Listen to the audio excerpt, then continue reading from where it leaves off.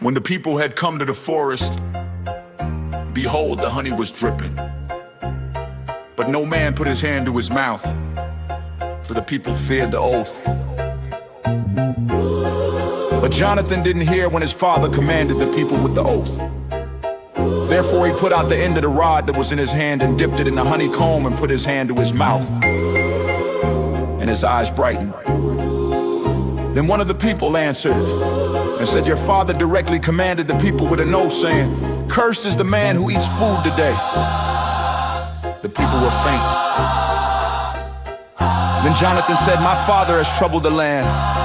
Please look how my eyes have brightened because I tasted a little of this honey. How much more if the people had eaten freely today of the plunder of their enemies which they found?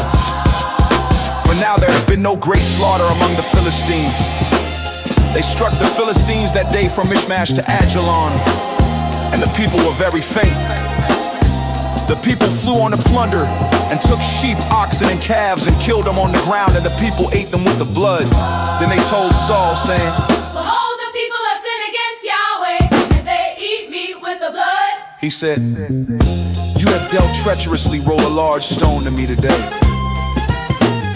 Saul said, "Disperse yourselves among the people and tell them, every man bring me his oxen, every man his sheep, and kill them here and eat, and don't sin against Yahweh and eat the meat with the blood." All the people brought every man his ox with him that night and killed them there. Saul built an altar to Yahweh. This was the first altar that he built to Yahweh. Saul said, "Let's go down after the Philistines by night and take plunder among them until the morning light, and let's not leave a man of them."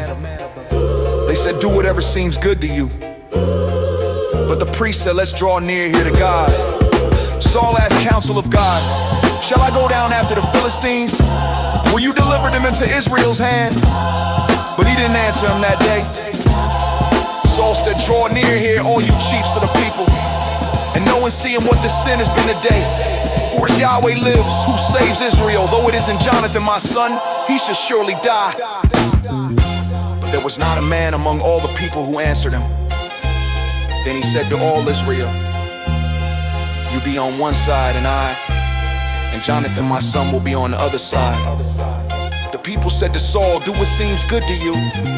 Therefore Saul said to Yahweh, the God of Israel, "Show the right." Jonathan and Saul were chosen, but the people escaped.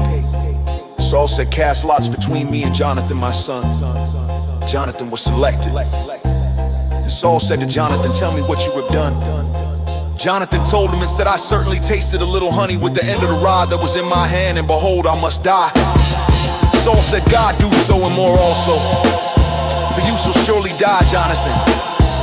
The people said to Saul, "Shall Jonathan die, who has worked this great salvation in Israel?" Far from it. As Yahweh lives, not one hair of his head shall fall to the ground, for he has worked with God today. So the people rescued Jonathan, and he didn't die. Then Saul went up from following the Philistines, and the Philistines went to their own place. Now when Saul had taken the kingdom over Israel, he fought against all his enemies on every side. Against Moab, against the children of Ammon, against Edom, against the kings of Zobah, and against the Philistines. Wherever he turned himself, he defeated them. He did valiantly and struck the Amalekites and delivered Israel out of the hands of those who plundered them. Now the sons of Saul were Jonathan, Ishvi, Malchishvi, and Malchishua, and the names of his two daughters were these: the name of the firstborn Merab, and the name of the younger Michal. The name of Saul's wife was Ahinoam, the daughter of Ahimaaz.